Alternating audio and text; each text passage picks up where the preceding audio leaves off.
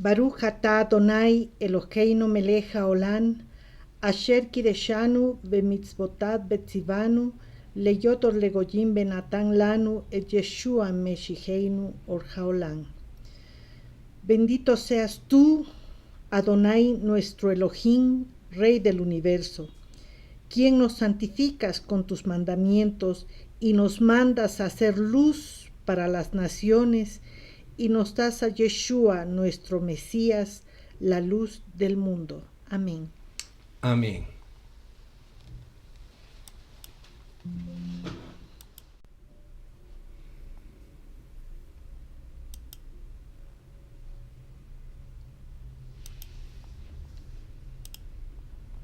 Shalom, amados hermanos, Laila Tov, bienvenidos a una reunión más de la entrega del Shabbat en su casa de oración Encuentro con Yeshua. Somos Isabel y Ramiro Peña, siervos de Yahweh, y le damos gracias a Él que nos permite un Shabbat más reencontrarnos con ustedes para escudriñar su maravillosa Torah. Amén. Amados hermanos, la porción del día de hoy, la número 36, que lleva por título Bejalotja, y Bejalotja significa cuando hagas subir. La base bíblica está en el libro de Números, el capítulo 8, versos 1 al 12, hasta el capítulo 12, 16. Y la porción profética en el libro de Zacarías, capítulo 10. Y del Brit Hadashah vamos a transitar por muchos versículos, pero principalmente por Juan y algunos otros más. Amados hermanos, la semana pasada en la Parashá Naso, la numeración de Israel continuó con un censo de los levitas, recuerdan ustedes. El voto nazareo fue detallado, así como la bendición arónica, ¿verdad? La porción de las escrituras de esta semana se llama Bejalotja, que significa cuando hagas subir, porque comienza con instrucciones sobre cómo instalar la menorá, el candelabro, en el tabernáculo. Una palabra relacionada es aliyá, la palabra hebrea para emigrar a la tierra de Israel. También se puede definir como el acto de subir. Amén. Tomar el paso de la fe para regresar a la tierra de nuestros antepasados, Abraham, Isaac y Jacob. Es un acto de elevación espiritual. Amén. Amados hermanos, el desánimo hizo mella en la neshama, en el alma de Aarón, por no haber participado en la inauguración del santuario, junto con los 12 presidentes de las tribus. Pero Elohim, que es cuidadoso con todos sus hijos, le mandó a decir: lo tuyo es superior a lo de ellos, porque tú enciendes las luminarias. Ahora, según el Talmud, la menorá se desarmaba y se armaba todos los días, y luego era expuesta diariamente como si cada día aconteciera una inauguración. Por eso es que le dijo que lo tuyo es superior a lo de ellos, ¿no?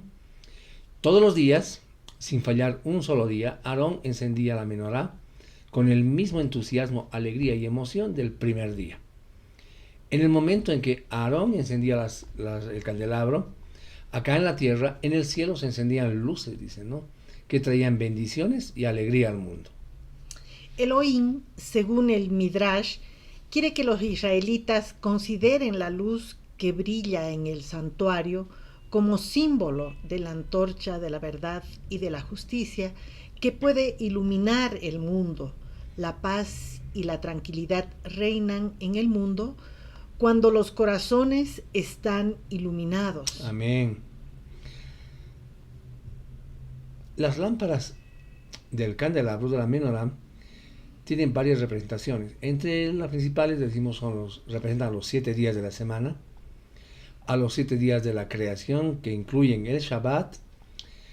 Aarón debía encenderla, como hemos dicho, todos los días, pues no hay un día, amados hermanos, en que el mundo no necesite de la luz, a fin de que reine continuamente la victoria moral sobre el oscurantismo, ¿verdad? Los 7 brazos, sirven de símbolo de los 7 principios: luz, justicia, paz, verdad, benevolencia, fraternidad y armonía. Amén. El Eterno dio a Moshe Rabenú el diseño y la estrategia para convocar a la congregación israelita con trompetas de plata y de cobre, llamadas en hebreo Hatzotoserot, Le dio las instrucciones de cómo hacerlas y cuáles eran los sonidos para llamar a la congregación, para armar y levantar campamentos, toque de trompetas para poner en marcha y otros sonidos para cuando el pueblo hebreo estuviese en guerra. Amén. También Elohim le dio pautas para tocarlas cuando estuviesen alegres y en las fiestas, en sus fiestas. Entonces, estas indicaciones, estas instrucciones de las Hatzotzerot, las trompetas, serían para todas las generaciones, dice, y además como estatuto perpetuo. Sin embargo, estas trompetas, Hatzotzerot, solo estuvieron vigentes durante la época de Moshe Rabenu. Cuando Josué asumió el mando sobre el pueblo de Israel, este no usó las trompetas, sino el shofar durante la toma de Jericó. En esta parashá el Eterno muestra su poderío a los 600,000 hombres de a pie del pueblo de Israel que constantemente se quejaban del Eterno. Tenemos esta semana una parashá llena de revelaciones muy importantes para nuestras vidas. El Eterno, Elohim, continúa dando la instrucción a Moisés acerca del tabernáculo y el pueblo de Israel. Instrucciones eternas. Amén. Vamos a estudiar esta porción entonces, hermanos, que el Todopoderoso, nuestro Elohim, nuestro Abba Kadosh, nos guíe con su sabiduría y con revelación. Amén. Amén. Entonces vámonos a la bendita palabra de nuestro Abba Kadosh y comenzamos su lectura maravillosa. Muy bien, estamos entonces posicionados en el libro de Números, capítulo 8. Vamos a empezar la lectura de la porción 36 de Jalotja. Y vamos a continuar leyendo con versículo 1 y 2. Elohim dijo a Moshe: dile a Aarón, cuando coloques las lámparas, las 7 lámparas tienen que dar su luz hacia adelante, al frente de la menorá. Amén. Cuando coloques, dice, ¿no? La expresión esa, cuando coloques, viene del hebreo bejalotja, cuando, ¿no ven? La cual deriva de la palabra aliyah, como ya hemos visto en la introducción. ¿Qué quiere decir? Ascender, subir, elevar.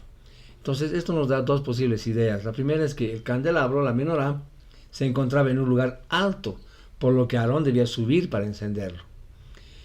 Segundo, que era un acto de elevación espiritual. Ahora, la palabra de frente, cuando vemos ahí en el versículo 2, al frente de la menorá, de frente, también tiene varios significados. Es decir, se dice mul en el hebreo, que significa también circuncidar, y también mul significa rechazar. ¿Okay? Al encender en la luz de la revelación del Mashiach, que es a quien representa la menorá, esta nos guía hacia el frente, es decir, caminar hacia el frente. Nos lleva a rechazar cosas que antes para nosotros tenían valor, pero ya no, producto de un acto que ocurre en el corazón, que es llamado circuncisión, ¿verdad? El libro de Gálatas, vamos a leer un minutito, Gálatas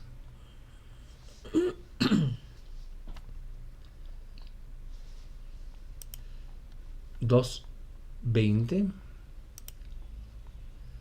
¿qué nos dice?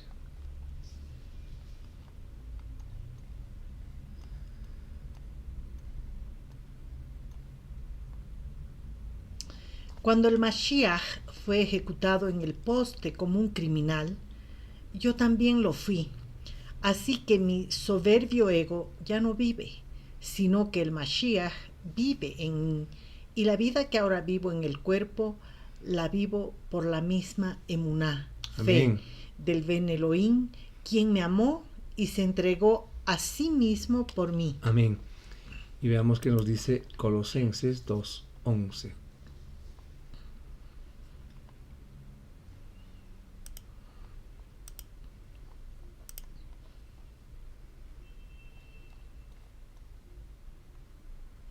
En él también fuisteis circuncidados con la circuncisión que no se hace a mano, al anular del cuerpo el control de la vieja naturaleza pecaminosa a través de la circuncisión del Mashiach. Amén. Entonces estamos hablando acá de que tenemos que circuncidar nuestro corazón, ¿verdad?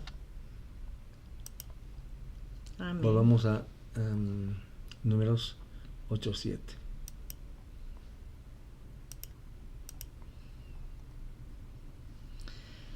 Así es como los vas a purificar.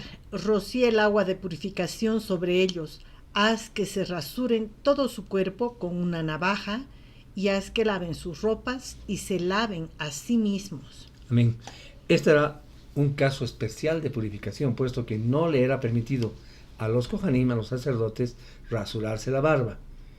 En Hechos 21-24 dice: lleva contigo a esos hombres, purifícate con ellos, paga por ellos para que se rapen sus cabezas, y todos sabrán que las cosas no son como se les ha informado acerca de ti, sino que tú también sigues guardando la Torá. Amén. Amén. 9 y 10. Presentarás a los levitas al frente del Mishkan del Testimonio y reunirás a toda la congregación de los hijos de Israel. Presentarás a los levitas delante de Adonai. Los hijos de Israel pondrán sus manos sobre los levitas. Amén. Entonces acá vemos la imposición de manos. Tiene varios entendimientos, ¿no? Varios significados. Significa principalmente consagración, es decir, que sobre el que se imponen las manos está siendo consagrado, dedicado para algún servicio, por ejemplo, para predicar la palabra, ¿verdad? Hechos 13, 2 al 3 dice: mientras ellos ministraban a Yahweh y ayunaban, el Espíritu de Santidad de Ruach HaKodesh dijo: apártenme a Barnabá y a Shaul para la obra a la que yo los he llamado. Entonces, después de ayunar y orar, les impusieron las manos y los despidieron. Amén. 8:11. Y Aarón ofrecerá a los levitas delante de Adonai como ofrenda mecida de los hijos de Israel, para que ellos puedan hacer el servicio de Adonai.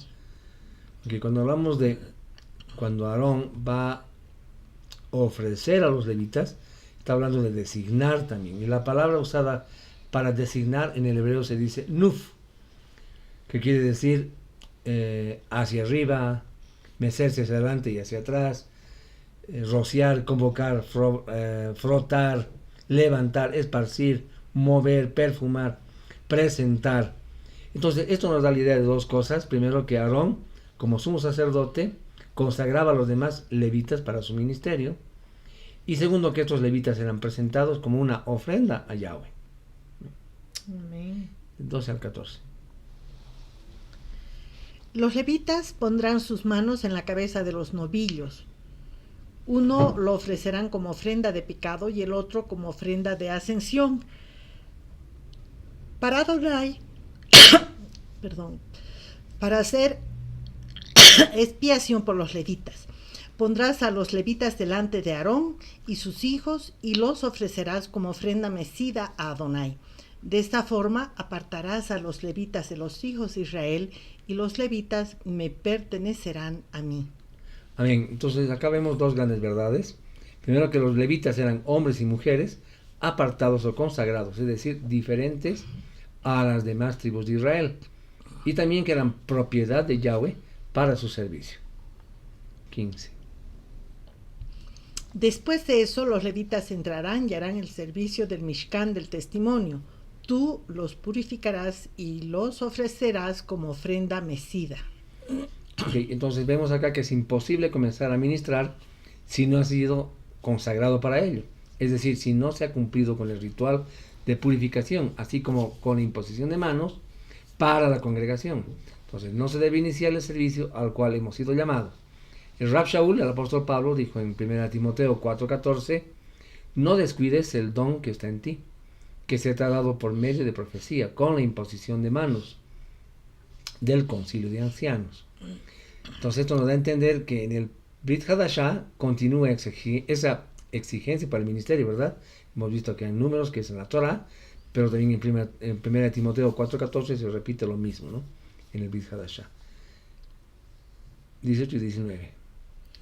Pero yo he tomado los levitas en lugar de los primogénitos entre los hijos de Israel, y yo he dado los levitas a Aarón y sus hijos de entre los hijos de Israel para hacer el servicio de los hijos de Israel, en el Mishkan del Testimonio y para hacer expiación por los hijos de Israel, para que ninguna plaga caiga sobre los hijos de Israel como consecuencia de acercarse mucho al lugar Kadosh, Amén. al lugar santo.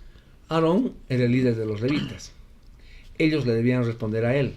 Acá vemos entonces la importancia que Yahweh le da al liderazgo, ¿verdad?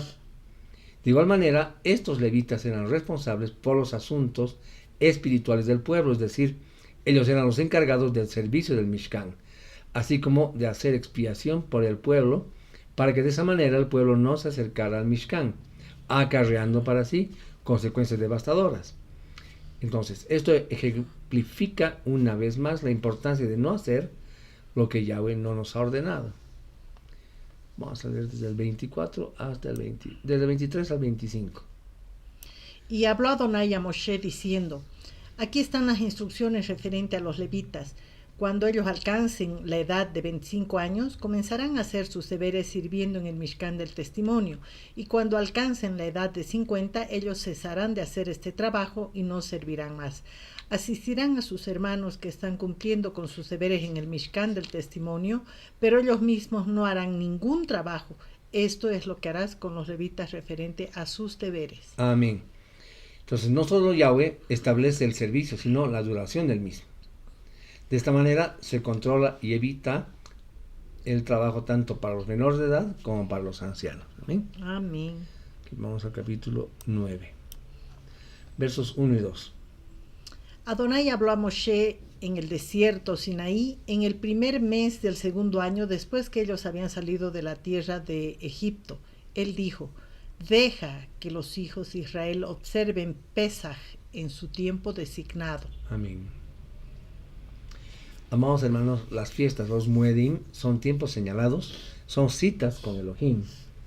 Es un error celebrar estas fiestas en momentos diferentes a los establecidos, ¿verdad? Hay pensamientos que dicen lo que importa es el corazón y las intenciones que tenemos para festejar, pero esto no es del todo correcto. Si bien la disposición del corazón es importante, lo más importante es la obediencia a la Torah de Yahweh. Amén. Amén. Bien, vamos a ir hasta el versículo 10 al 12. Del 9 al 12. Y habló Adonai a Moshe diciendo: Dile a los hijos de Israel: si alguno de ustedes ahora o en generaciones futuras está inmundo a causa de un cadáver, o si está de viaje en el extranjero, no obstante observará Pesach, pero la observará en el segundo mes, en el día 14, a la caída de la tarde. Ellos lo comerán con matzá y marror. Amén. 12 más. No dejarán nada de él hasta la mañana y no quebrarán ninguno de sus huesos. Ellos lo observarán de acuerdo a las regulaciones para Pesaj. Amén. Entonces vemos acá que por razones de pureza o de viaje le era permitido al israelita posponer exactamente un mes la celebración de Pesaj, su celebración de Pesaj, ¿verdad? Con la condición de observar todos los requerimientos en esa fecha. 13. Pero la persona que está limpia y no está de viaje y no observa Pesaj será cortada de su pueblo, porque no trajo la ofrenda a Adonai en su tiempo designado. Esa persona cargará con las consecuencias de su pecado. Amén. Entonces acá vemos también que si un israelita cumplía con los requerimientos establecidos para la celebración y no la celebraba, entonces dejaba de ser parte del pueblo. Este versículo nos dice una verdad, hermanos, muy importante, y es que por guardar y observar la Torah en su totalidad, esto nos da identidad y nos permite presentarnos con fidelidad ante Yahweh. La desobediencia es la que hace que perdamos la identidad. Salmos 119, 92 y 93 nos dice: si tu Torah no hubiera sido mi deleite, yo habría perecido en mi aflicción. Nunca descuidaré tus preceptos, pues has preservado mi vida con ellos. Amén. Amén. Tehilim, Salmos 119, 92 y 93. Qué hermoso. 14. Si un prosélito se está quedando con ustedes y quiere observar Pesaj para Adonai, él lo hará de acuerdo a las regulaciones y reglas de Pesaj. Ustedes tendrán la misma ley para el prosélito como para el ciudadano de la tierra. Amén. Entonces vemos que la Torah es eterna, pero además es universal. Es tanto para el pueblo de Yahweh como para los gentiles. Hay quienes sostienen que la Torah sería solamente para los judíos, pero la realidad es que es tanto para el natural como para el extranjero que se haya convertido al Elohim de Israel, al Dios de Israel, ¿verdad? Amén. 9:15. En el día que el Mishkan fue montado, la nube cubrió el Mishkan del testimonio, y en el anochecer sobre el Mishkan estaba lo que parecía fuego, el cual permaneció hasta la mañana. Así que la nube siempre lo cubría y lucía como 15, ¿no? fuego de noche. Amén. Entonces, 15, cada 15. vez es más evidente que, más bien en la escritura, que una vez la morada está lista, Yahweh la llena con su kabod, con su gloria. A nivel remes, el segundo nivel de interpretación de la Torah, entendemos que no seremos llenos de la kabod de Yahweh, de la gloria de Yahweh, a menos que estemos preparados para ella, mis hermanos. Amén. 17 y 18.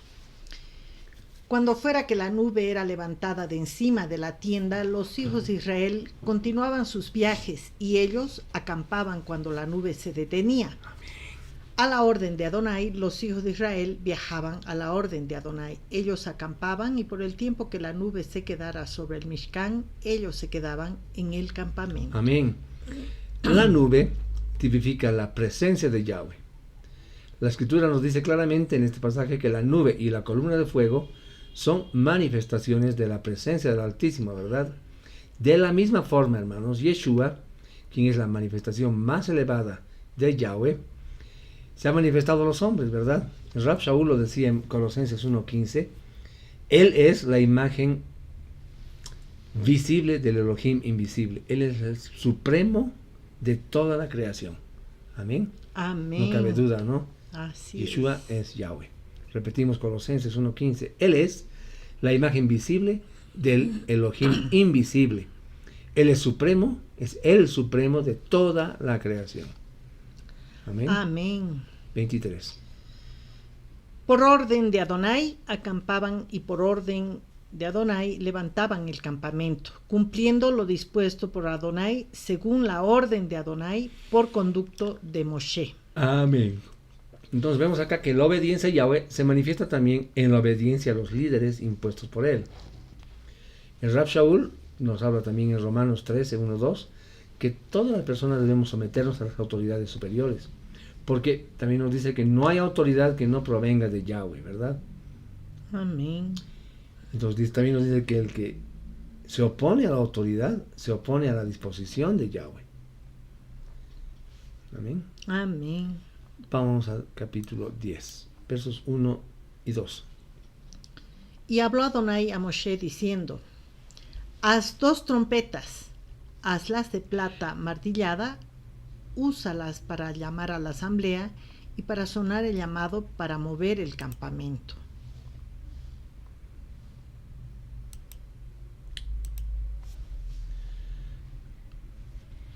Este versículo lo podemos desglosar en algunas cosas. Nos está hablando de dos trompetas.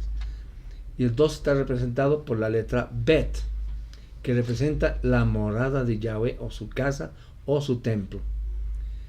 También nos dice que son labradas a martillo, plata martillada, dice, ¿no ve? Y esto habla de sufrimiento, es decir, de un acto moldeado. Y también nos dice que era para convocar al pueblo, a la asamblea, llamar a la asamblea, ¿verdad? O para reunirlo. Entonces nos damos cuenta claramente a quién representa estas trompetas de plata. ¿Quién fue la morada de Yahweh entre nosotros? ¿Quién sufrió y su sufrimiento produjo la reunión del pueblo con Elohim?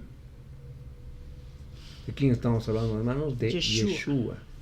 Colosenses 2:9 nos dice, porque en él reside corporalmente toda la plenitud de la realidad divina.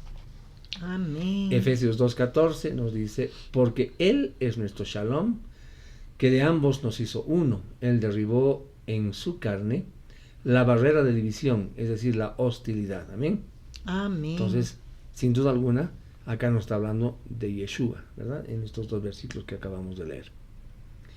Versos 12 y 13. Desde el 11. En el 20º día del segundo mes del segundo año, la nube fue levantada del Mishkan del Testimonio y los hijos de Israel salieron en etapas del desierto Sinaí. La nube se detuvo en el desierto de Parán. Así que ellos salieron en su primer viaje obedeciendo la palabra de Adonai por medio de Moshe. Amén, amén, amén. Entonces acá vemos que Yahweh es quien determina el tiempo de permanencia en un lugar de su pueblo, ¿verdad? Solo Él decide cuándo debemos movernos, cuándo debemos quedarnos. Ahora estamos en la dispersión, pero cuando Yahweh lo designe, en el tiempo señalado, todos regresaremos a casa. Amén. Amén. Bien, vamos a dar el versículo 28. Ustedes leen los anteriores, por favor. Así es como los hijos de Israel viajaron por compañías, así se movieron hacia adelante. Amén. El pueblo de Israel, como se ha visto anteriormente, es también un ejército. ¿Recuerdan que hemos hablado de eso? Que era un ejército en anteriores parashas. Por lo que se necesita orden y unidad para que éste prevalezca. Los versos anteriores muestran el orden de marcha del pueblo. No era como se quisiera, sino como Yahweh lo había establecido por medio de Moshe, ¿verdad? Amén. 29. Moshe dijo a Jobá, el hijo de Reuel, el madianita, el suegro de Moshe: estamos viajando hacia el lugar del cual Adonai habló. Yo se los daré a ustedes. Vengan con nosotros y los trataremos bien, porque Adonai ha prometido buenas cosas a Israel. Amén. En este pasaje se evidencia que el llamado a seguir a Yahweh y ser salvo es sinónimo de unirse a Israel. Dicho de otra manera, los que son salvos son parte de Israel, porque nos está diciendo que Él nos ha prometido buenas cosas, ¿no? A Israel. 30... Ay,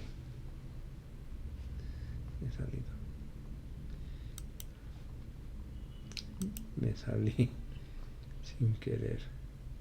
10:32 vamos a leer ahora. Ok. 10:32. Si ustedes van con nosotros, entonces cualquier cosa buena que Adonai haga por nosotros, nosotros haremos lo mismo por ustedes. Amén. La elección de Israel no es la exclusión del resto del mundo, sino que Israel fue elegido para ser la luz del mundo. Amén. Como lo dice el profeta Isaías, vamos a ir ahí al capítulo 49 y vamos a leer los versículos del 3 al 6. Él me ha dicho: tú eres mi siervo, Israel, por medio de quien seré glorificado. No dije a la descendencia de Jacob: de balde me he afanado y en vano he entregado mi vigor. En verdad, mi causa está delante de Adonai y mi obra ante mi Elohim. Sí, Pero pues, ahora Adonai dice: Él me formó en el vientre para ser su siervo, para traer a Jacob de regreso a él y hacer que Israel se reúna con él. Así que yo seré reunido y glorificado delante de Adonai, y mi Adonai será mi fuerza. Amén. 6 más. Él ha dicho: es gran cosa que tú seas mi siervo para establecer las tribus de Jacob y recuperar la dispersión de Amén. Israel. Yo te he dado a ti por pacto a un pueblo, yo también te haré luz para las naciones, para que mi salvación se difunda hasta los confines de la tierra. Amén, hermanos. El Amén. momento en que un extranjero se refugia en el Dios de Israel, en el Elohim de Israel, se hace igual que un natural, con los mismos derechos, las mismas promesas, las mismas bendiciones y las mismas responsabilidades. Entonces vemos este principio de la luz de las Escrituras. Veremos qué dice Isaías, seguimos ahí, pero vamos a irnos al capítulo 56. Y vamos a leer los versos del 1 al 8. Aquí está lo que dice Adonai: observen la justicia, hagan lo bueno, porque mi salvación está a punto de llegar y mi misericordia de manifestarse. Bendecido es el hombre que hace esto y el hombre que la abrace firmemente, que guarde el Shabbat y no lo profane y se mantiene guardando la Torá. Un extranjero que se une a Adonai no debe decir, Adonai me separará de su pueblo. Asimismo, el eunuco no debe decir, yo soy solo un árbol seco. Así dice Adonai al eunuco.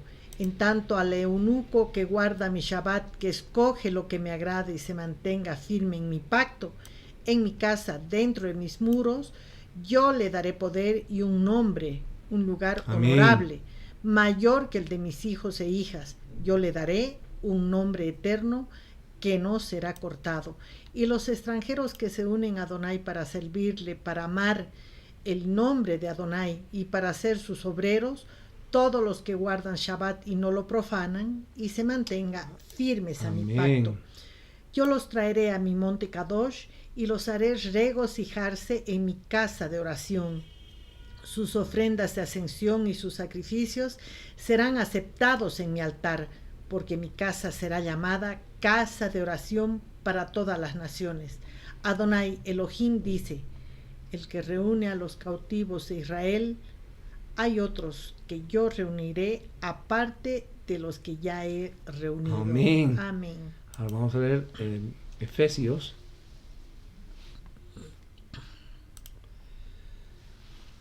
Del 11 al 19.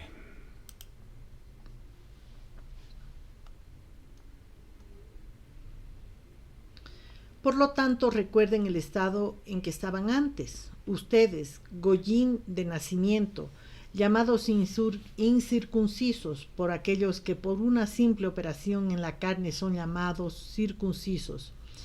En aquel tiempo no tenían a Mashiach, estaban apartados de la vida nacional de Israel, ajenos a los pactos que personifican la promesa de Adonai. Estaban en este mundo sin esperanza y sin Elohim.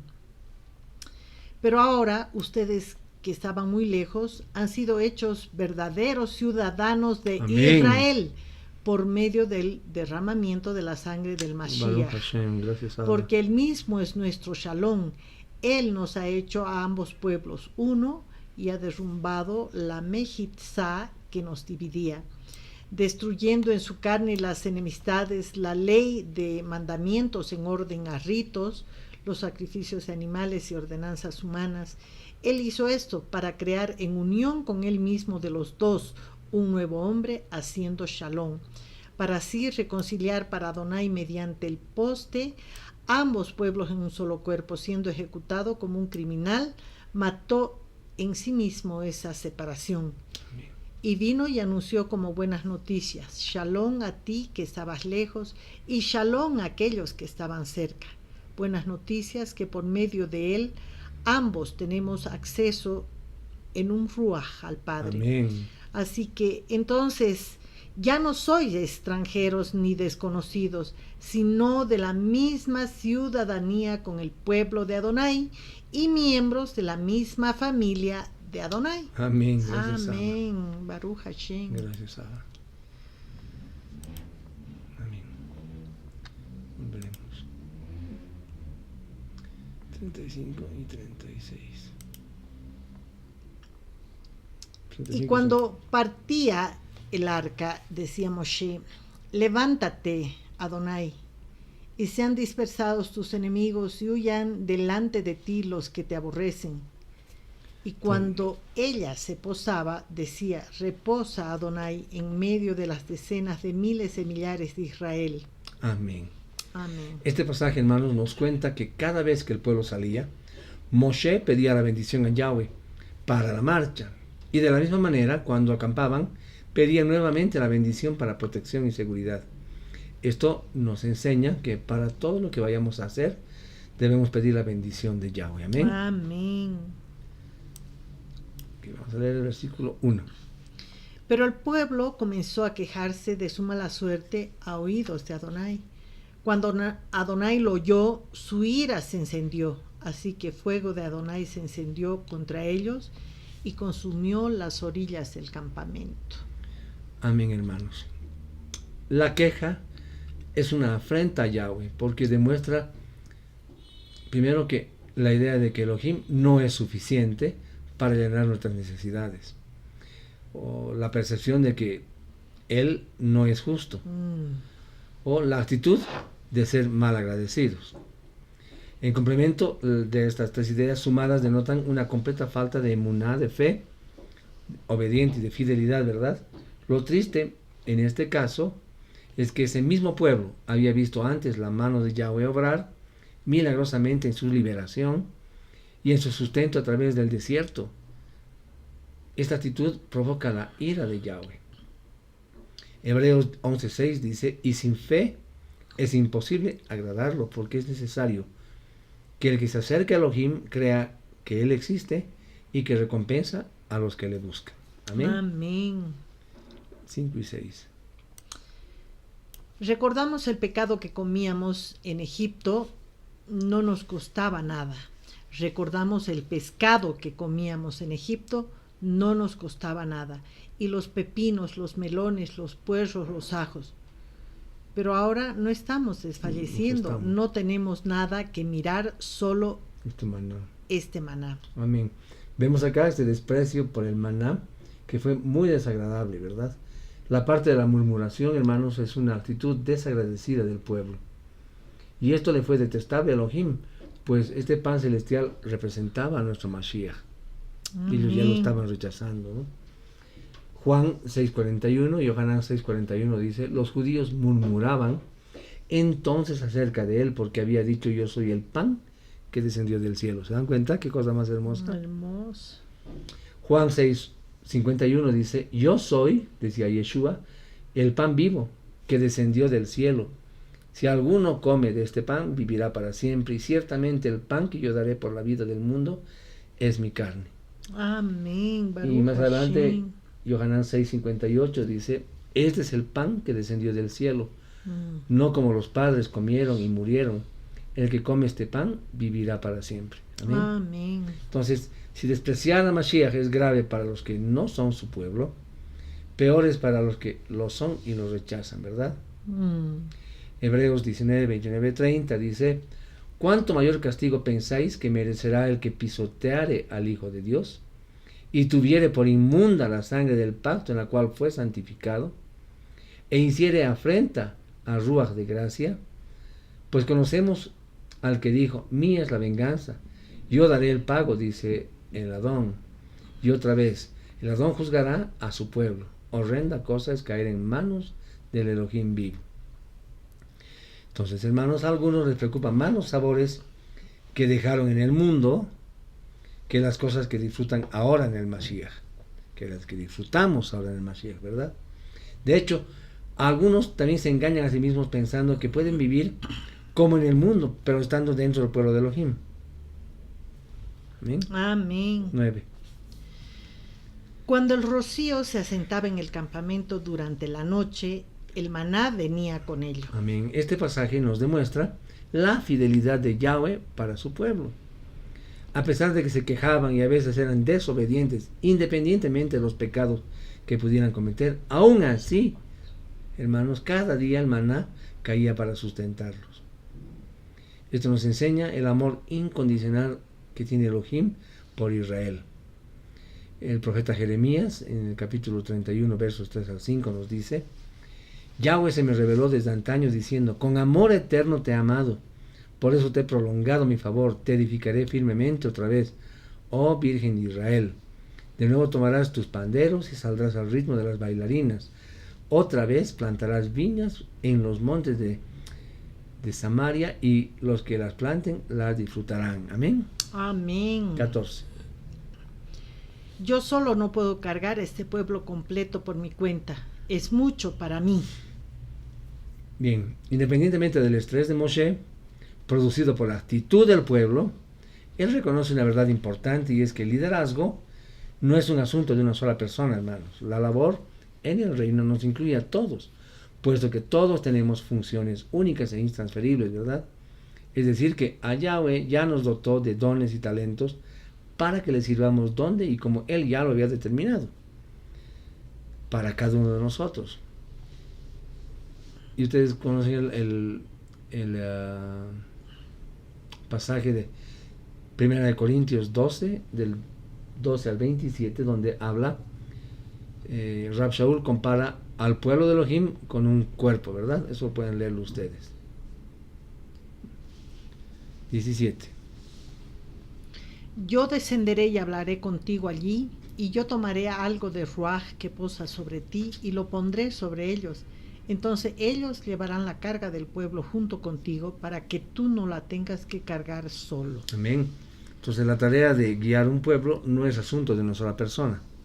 Se debe contar con el apoyo de otras que tengan el mismo espíritu, ¿verdad? El mismo ruaj, que el mismo ruaj HaKodesh esté uniéndolos. Y esto fue lo que pasó aquí. Y fue también lo que pasó con los primeros discípulos. En Hechos, leeremos esos. Hechos 6.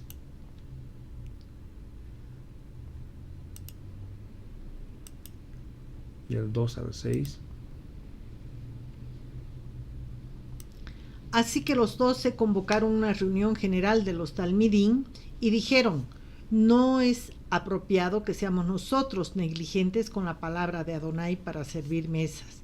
Hermanos, escojan 7 hombres de entre ustedes que sean conocidos por estar llenos del Ruach HaKodesh y sabiduría.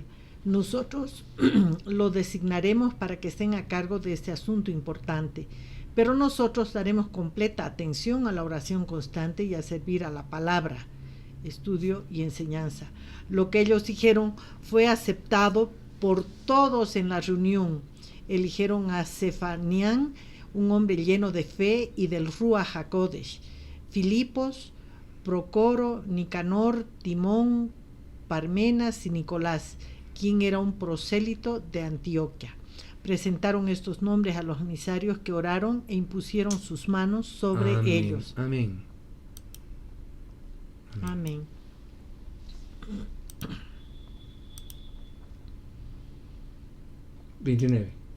Números 11:29. Pero Moshe respondió: ¿eres tú tan celoso en protegerme a mí? Yo quisiera que todo el pueblo de Adonai fueran profetas. Quisiera que Adonai pusiera su ruaj en todos ellos. Amén, hermanos. Acá vemos que no todos somos llamados a ministrar de la misma manera, ni en las mismas áreas. El Rab Shaul, en 1 Corintios 12, 29 y 30, nos dice: ¿Acaso, son todos enviados?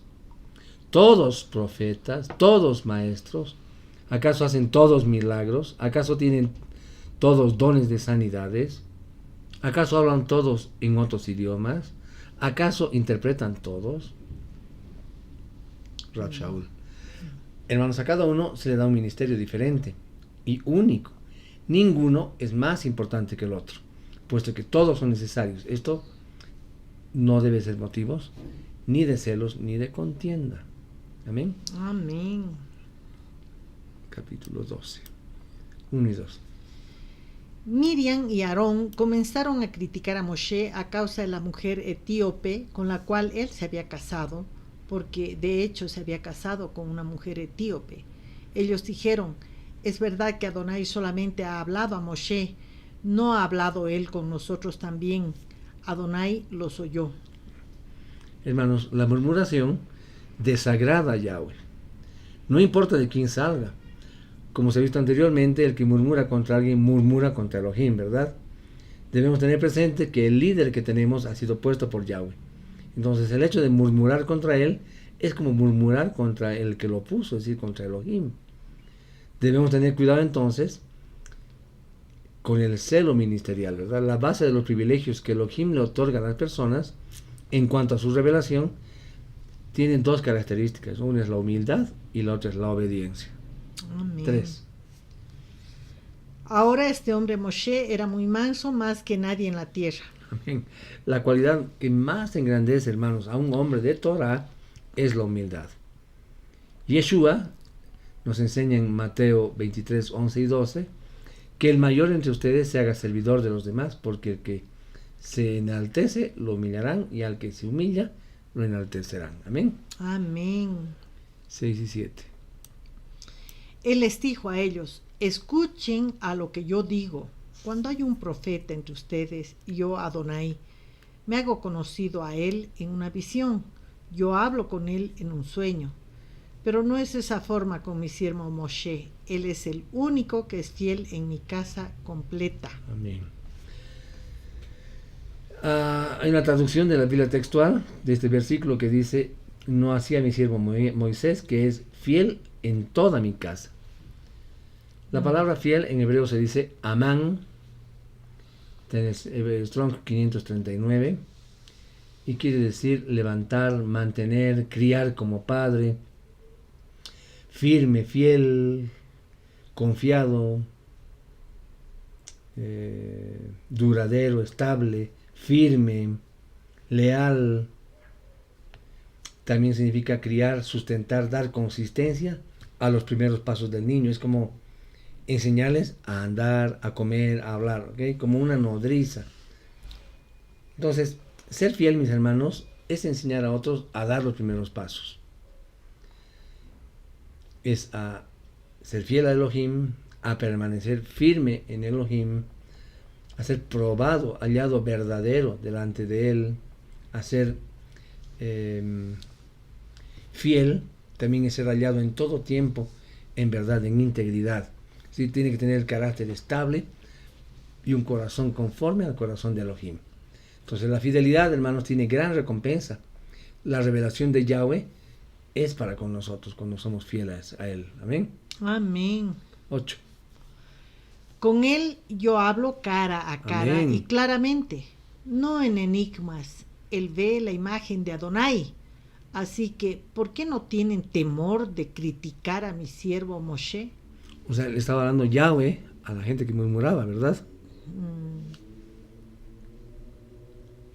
Entonces, a partir de eso, los beneficios que recibió Moshe de esa reprensión de Yahweh a las personas que estaban de Miriam, con las que estaban murmurando, es que vemos acá que él hablaba cara a cara con Moshe. Amén. Cara en hebreo se dice pe, que también tiene una connotación de boca, ¿okay? Entonces hablaba, dice, de boca a boca. Escuchaba las palabras claramente y sin figuras proféticas, sin parábolas, nada, claro. No necesitaba una interpretación. Ahora, el texto acá nos dice que veía el rostro de Elohim, ¿verdad? Así es. Ahora decía que Amén. contemplaba, Baruch también Hashem. nos habla la apariencia de Yahweh. Apariencia o manifestación se dice terumá. Y significa semejanza o representación. Amén. Entonces, Amén. esta porción que estamos leyendo, esta partecita, está relacionada con lo que Moshe le pidió a Yahweh en Éxodo 33, 18. Cuando le decía, pero Moshe dijo, yo te suplico que me muestres tu kabod, que me muestres tu gloria. Gloria en hebreo es kabod, ¿verdad? Y significa riqueza, nobleza, esplendor, distinción de honor, reconocimiento a la grandeza o importancia de una persona, es decir, dar un acto de honor a alguien, significa también la manifestación gloriosa de Elohim. Amén. Y también básicamente es que Yahweh es la gloria de los piadosos, es decir, el objeto supremo de su devoción. Amén. Y hay una respuesta hermosa de Elohim en Éxodo 33, del 19 al 23, que dice: y le respondió, yo mismo haré pasar toda mi benignidad delante de ti, y proclamaré delante de ti el nombre de Yahweh. Tendré misericordia del que tendré misericordia, y me compadeceré del que me compadeceré. Dijo también, no podrás ver mi rostro, pues no verá el hombre, y vivirá. Y añadió Yahweh, he aquí un lugar junto a mí, donde tú estarás en pie sobre la roca, y sucederá que cuando pase mi kabod, mi gloria, te pondré en la hendidura de la roca y te cubriré con la palma de mi mano hasta que haya pasado. Después apartaré la palma de mi mano y verás mis espaldas, pero mi rostro no lo dejará ver. Amén. Espalda en hebreo se dice akhor, significa parte posterior, también significa porvenir, es decir, como escuchar respecto a lo que va a venir. también significa que Moshe veía las espaldas, ¿no? Que significa también ver el futuro, estaba viendo lo que iba a pasar adelante, ¿no? Y este futuro era la revelación que iba a venir, una revelación futura con nuestro Mashiach Yeshua, ¿verdad? Amén. En otras palabras, Moshe, hermanos, tuvo el privilegio de ver a Mashiach, porque él es la figura o imagen de Elohim, como nos dice Colosenses 1:15. Él es la imagen de el Elohim invisible, el primogénito de toda creación, ¿verdad? 9 al 11. Amén. La furia de Adonai se encendió contra ellos y entonces él se fue. Pero cuando la nube fue levantada de encima de la tienda, Miriam tenía Zaharat, tan blanco como la nieve. Aarón miró a Miriam y ella estaba blanca como la nieve. Aarón dijo a Moshe: oh mi señor, por favor no nos castigues por este pecado que hemos cometido tan estúpidamente. Amén. La clave, hermanos, para toda restauración se encuentra en el arrepentimiento. Vemos que ¿a quién se dirige primero? Aarón. Aarón se dirige a Moshe, ya que la falta había sido contra él de manera directa, ¿verdad? Y contra Yahweh de manera indirecta, por supuesto, porque habíamos hablado que él pone las autoridades y hay que respetarlas, ¿verdad? Moshe, en este caso, era su ungido, era el ungido de Yahweh. ¿Qué hacemos entonces cuando tenemos alguna falta, cuando fallamos a alguien? Hay que tener en cuenta lo que Yeshua dijo, ¿no? Que no tenemos perdón si nuestro corazón se acerca de la manera incorrecta delante de él. Entonces no encontraremos el rostro de Elohim si nuestro pecado nos hace una interferencia, ¿no?, entre nuestra relación con él. La restitución del daño a los afectados es parte del arrepentimiento, y es bueno recordar a Zaqueo, ¿verdad? Muy bien, del 12 al 14 ahora. Por favor, no dejes que ella esté como uno que nace muerto, con su cuerpo medio comido cuando sale de la matriz de su madre. Moshe clamó a Adonai: oh Elohim, te suplico, por favor, sánala. Ahora Adonai respondió a Moshe: si su padre hubiera sencillamente escupido en su cara, ¿no se escondería ella de vergüenza por 7 días? Así que deja que ella sea echada del campamento por 7 días. Después de eso, ella puede ser traída de regreso. Wow, amén. Algo que podemos deducir aquí es que el poder de la oración de un hombre que posee un corazón conforme al de Elohim puede llegar a tener su misericordia, ¿verdad? Moshe acepta las disculpas de su hermano Aarón, pero también intercede por Miriam y le dice: por favor, Elohim, te ruego que la sanes, ¿verdad? En hebreo eso se dice Elna Refanalá, es decir, clamó a Elohim, y vemos que ella es sanada, ya que sale solo 7 días del campamento, que es el tiempo que corresponde a los días de purificación del leproso, luego de ser visto por el sacerdote, ¿verdad? 15:16. Miriam fue echada del campamento por 7 días y el pueblo no viajó hasta que ella fue regresada. Y después el pueblo fue de Hatzerot y acampó en el desierto de Parán. Amén. Entonces, hermanos, la actitud del pueblo en este caso es algo maravilloso. En este pasaje se ve un ejemplo de lo que el pueblo israelita debe hacer cuando alguien falla y este pecado afecta a todos. Por esto tenemos que hacer algunas cosas. Primero es detener la marcha, ya que todo proyecto que intentemos será afectado por el testimonio de ese que ha fallado. Luego tenemos que restaurar al hermano que ha fallado. Debemos esperar el tiempo de Elohim y una vez que se ha restaurado, acompañarlo a pasar el desierto juntos, ya que para que él que ha fallado es difícil este proceso hacerlo solo, ¿verdad? Y luego de esto, de lo realizado anteriormente, recién podemos continuar la marcha. Entonces, solo si la persona desea abandonar al pueblo, es desechada por Elohim, ya que ha apostado a la fe de manera pública, ¿verdad? Entonces se le debe dejar y abandonar en el desierto de este mundo. A manera de conclusión, ya, amados hermanos, podemos decir que no debemos dar lugar a las murmuraciones. Amén.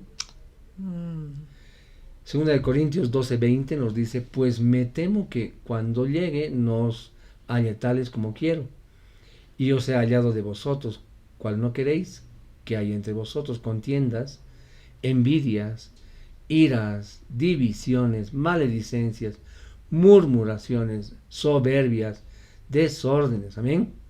Amén. Y Santiago 4:11 nos dice, hermanos, no murmuréis los unos de los otros. El que murmura del hermano y juzga a su hermano, murmura de la Torá y juzga a la Torá. Wow. Pero si tú juzgas a la Torá, no eres hacedor de la Torá, sino eres un juez.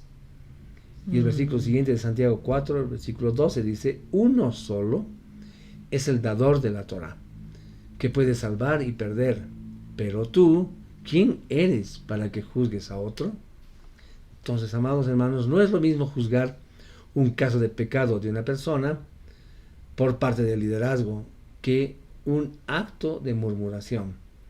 En este acto se juzga sin estar presente la persona y sin testigos que reporten si el juicio es real, ¿verdad? Por lo tanto, estaríamos pecando. Los jueces de las congregaciones o líderes son encargados de establecer los juicios.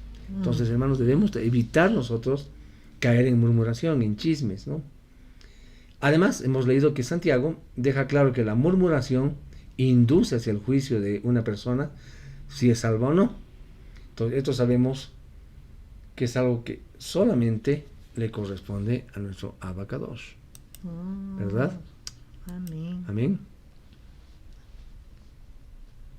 Grave. Grave, ¿verdad?